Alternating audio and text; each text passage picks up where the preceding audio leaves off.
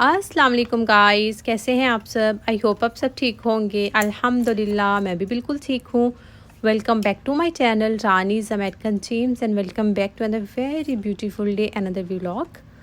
आज मैं आप लोगों के साथ शेयर कर रही हूँ अपनी संडे की किचन रूटीन, जो कि बहुत मिनिमम मैंने शूट किया था। Just because Sunday means family day, अमल घर पर होती है। सैटरडे संडे तो मेरा मोस्टली टाइम बच्चों के साथ ही स्पेंड होता है। तो बहुत बेसिक जो कुकिंग थी उसकी शूट मैंने किया था, और थोड़े बहुत क्लीनिंग के क्लिप्स हैं।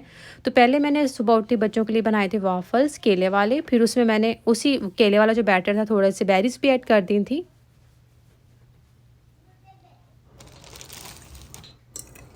और अभी मैं बना रही थी अली के लिए ब्रेकफास्ट। बिकॉज संडे है तो इसलिए मैंने शूट थोड़ा ऐसे ही किया है। कभी आपको मेरी शक्ल नज़र आएगी, कभी नहीं आएगी। जल्दी जल्दी मैं जो शूट कर रही थी तो उसके मैंने ऐसी क्लिप्स ले लिए थे थोड़े बहुत।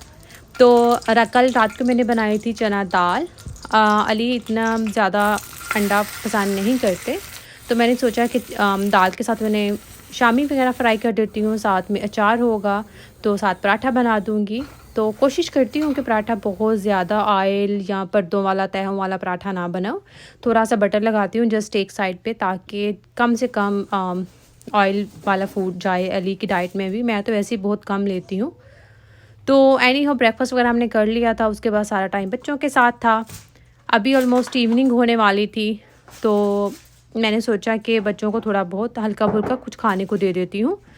तो इस बजाय इसके कि वो कुकीज़ वगैरह खाएं कुछ मीठा, तो उन्हें कुछ साल्टी बना कर देती हूँ। ये एज़ल ना रोटी वगैरह इतने शौक से नहीं खाती, बिल्कुल भी नहीं खाती इनफैक्ट।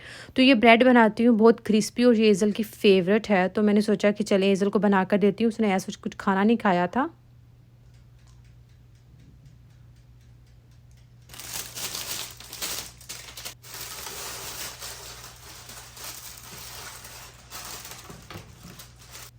लिटरली ये ब्रेड इतनी मज़े की होती है ना, कि अगर मेरी तरह आप टी लवर हैं या आप कॉफ़ी पीते हैं, तो इवनिंग में आप अपने टी टाइम पे आपको कोई स्नैक नहीं मिल रहा या कुछ मीठा खाने को दिल नहीं हो रहा, कुछ नमकीन खाने का दिल कर रहा है, तो आप सिंपल ये bread without any sauce deep या कुछ भी चीज़ वगैरह के, आप सिंपल ये इसी फ्लेवर में, जिस फ्लेवर में मैं बना रही हूँ ब्रेड, आप बना के इंजॉय कर सकते हैं। बहुत मज़े की लगती है, मैं खुद भी खाती हूँ।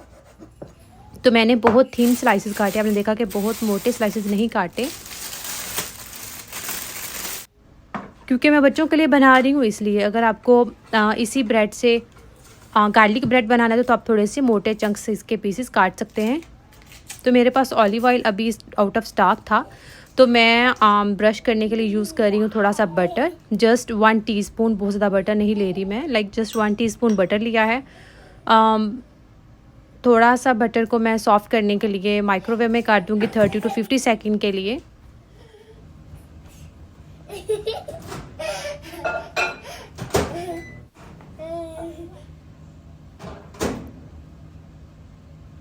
तो अगर आप बटर या ऑलिव ऑयल से ये सीजनिंग करेंगे ना, तो लिटरली बहुत मज़े का बनता है।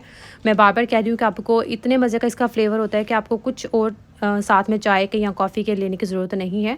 तो बहुत ज़्यादा स्पाइसेस नहीं ऐड करूँगी सीजनिंग के लिए। Just 1 or 2 pinch of salt, 1 or 2 pinch of कोई भी आपकी favourite herb, and 1 or 2 pinch he black pepper powder जाएगा। बहुत ज़्यादा स्पाइसेस या सीजनिंग नहीं डालेंगे, अदरवाइज़ बच्चे नहीं खाएंगे और ब्रेड का जो टेस्ट है वो भी डैमेज हो जाएगा, फ्लेवर ही ख़राब हो जाएगा। सो मिनिमम स्पाइसेस के साथ ये सीजनिंग बनेगी। और चूँकि मैं ऑयल ब्रश नहीं कर रही, बटर है और बहुत कम क्वांटिटी में है, तो अगर मैं ब्रश यूज़ करती तो वो सारा ब्रश के साथ ही चिमट जाना था। सो दैट्स वाई मैंने इसी स्पून के साथ, मुझे कन्वीनियंट लगा, तो मैंने बोथ साइड्स पे ब्रश करेंगे इसको। तो मैंने एक साइड सारी ब्रेड्स के एक साइड पे सेपरेट कर दिया था, ताकि अगर लेफ़्ट ओवर थोड़ा सा हो तो वो फिर मैं दूसरी साइड पे करूँगी। तो थोड़ा सा बच गया था बटर, तो फिर मैंने वो भी थोड़ा थोड़ा सा दूसरी साइड पे सारे बटर के सेपरेट कर दिए। बहुत ज़्यादा नहीं लगाएंगे, बस हल्का सा एक फ्लेवर आएगा और टच आएगा। ब्रेड लगाने जो हमने बटर लगाया है उससे ये क्रिस्पी बनेगी, और बाकी जो सीजनिंग है उससे इसका फ्लेवर खुल जाएगा। तो इस टोस्टर पे, चूँकि ये टोस्टर है तो इसमें टोस्ट का ऑप्शन होता है, तो मैं टोस्ट की जो टाइमिंग है वही लगाऊंगी, और टेम्परेचर 300 पे करूँगी फ़ॉरेन पे। तो जब ये टोस्ट का टाइम ख़त्म हो जाएगा तो उसके बाद मैं इसकी साइड चेंज करूँगी, और दोबारा इसी तरह ये टाइम लगाऊंगी 300 पे, टोस्ट का टाइम एडजस्ट कर दूँगी। इसको फुल क्रिस्पी बनाया है मैंने।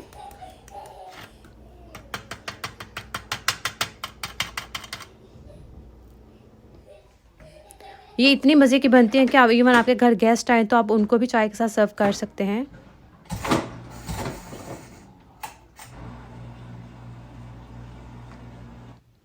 वैसे मैं संडे को बहुत ज़्यादा, आपको पता है कि इस तरह क्लीनिंग वगैरह तो जो बेसिक होती है, लेकिन मैं शूट वगैरह नहीं करती बिकॉज़ सारा टाइम बच्चों के साथ होता है। लेकिन अभी मुझे पता ही नहीं चला, मैं पास ही बैठी थी लेकिन मुझे आइडिया ही नहीं हुआ कि अमल ना लेटे-लेटे नीचे कारपेट पे ही सो गई। तो अब अगर मैं उसको उठाती भी ना तो वो फिर मुझे तंग करती, मुझे बोलती कि शोल्डर से लगाओ, और फिर मुझे घुमाती रहो उठा के। तो फिर मैंने 1 घंटा तो वो सोएगी मुझे पता था। सो मैंने सोचा कि चलो कोई नहीं, अब 1 घंटा सो जाए वो, रात को मैं मैनेज कर लूँगी। तो अमल अभी सो गई थी, एज़ल खेल रही थी, तो मैं किचन में आ गई थी बिकॉज़ मुझे ना माइक्रोवेव की क्लीनिंग करनी थी। तो मैंने सोचा कि चलो टोस्टर और वाफ़ल मेकर भी, इसको भी क्लीन कर लेती हूँ बिकॉज़ सुबह मैंने वाफ़ल्स बनाए थे तो ऑयल थोड़ा बहुत स्प्रेड हो जाता है, तो उसकी क्लीनिंग बहुत ज़रूरी होती है। तो वैसे मैं टोस्टर की भी बहुत बेसिक क्लीनिंग थी, डीप क्लीनिंग नहीं है। डीप क्लीनिंग अगर मैं करूँ तो हमेशा विनेगर और बेकिंग सोडा से ही करती हूँ। जितने भी इलेक्ट्रॉनिक्स आइटम्स होते हैं जिनमें हम अपना फूड प्रिपेयर करते हैं, प्रोसेस करते हैं, तो हमेशा मैं कोशिश करती हूँ कि कम से कम केमिकल्स लगाऊँ। विनेगर और बेकिंग सोडा से ही क्लीनिंग करती हूँ। लेकिन अभी मुझे डीप क्लीनिंग नहीं करनी थी, तो मैंने सिर्फ जो भी आपका डिश वॉश सोप है, डिटर्जेंट है, आप उसी से इसकी क्लीनिंग कीजिएगा, सिंपल। तो मैंने भी ऐसे ही किया था, और 3 से 4 दफ़ा पेपर टॉवल जो है वो उनको वॉश किया, लाइक गीला किया वेट करने से, और 3 से 4 दफ़ा आपने इसको अच्छे से क्लीन करना है टू मेक श्योर कि बिल्कुल भी सोप ना रहे। क्योंकि बच्चों के लिए स्पेशली मैं जब खाना बना रही होती हूँ तो इसलिए मैं बहुत ज़्यादा फिनकी हूँ इस मामले में कि अच्छे से साफ़ करती हूँ। 3-4 दफ़ा जो है वो पेपर टॉवल चेंज करती हूँ, और क्लीनिंग हो गई थी यहाँ पर। तो माइक्रोवेव मोस्टली मैं सैटरडे संडे को तो क्लीन नहीं करती, डीप क्लीनिंग ही करती हूँ। जब अमल स्कूल गई होती है तभी करती हूँ मोस्टली।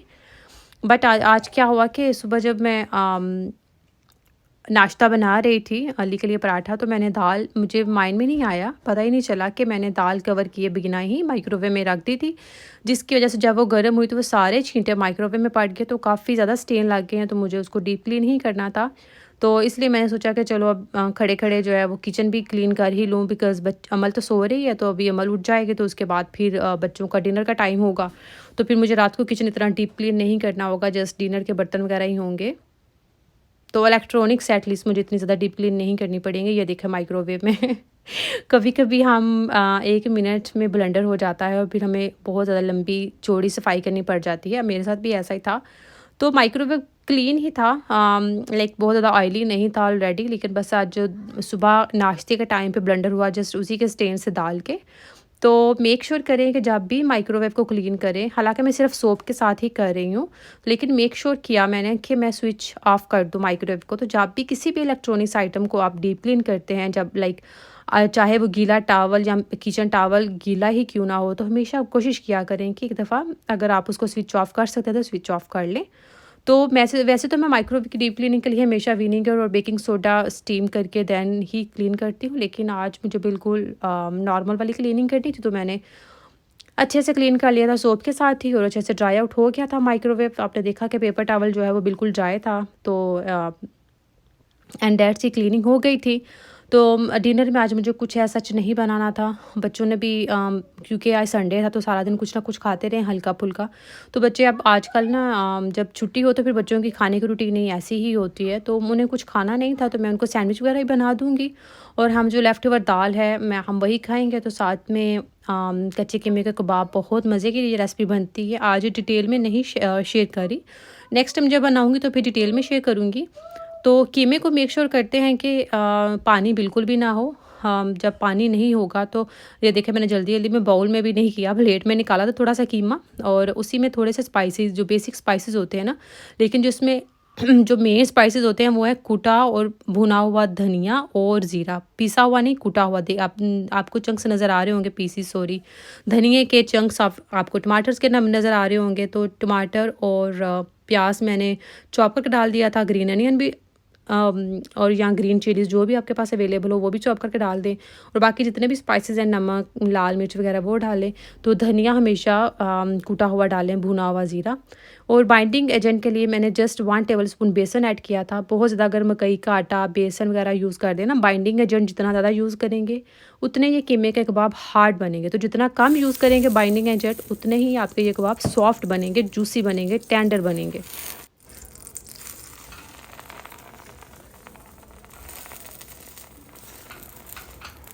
तो आई होप सो आप लोगों को आज का व्लॉग अच्छा लगा होगा। मैंने थोड़ा बहुत ही शूट किया था, आपने देखा कि आज व्लॉग की लेंथ भी कम थी। तो चैनल को सब्सक्राइब कीजिएगा, वीडियो को लाइक एंड शेयर कीजिएगा, मेरे लिए, मेरी फैमिली के लिए दुआ कीजिएगा। मिलेंगे नेक्स्ट व्लॉग में। अल्लाह हाफिज़।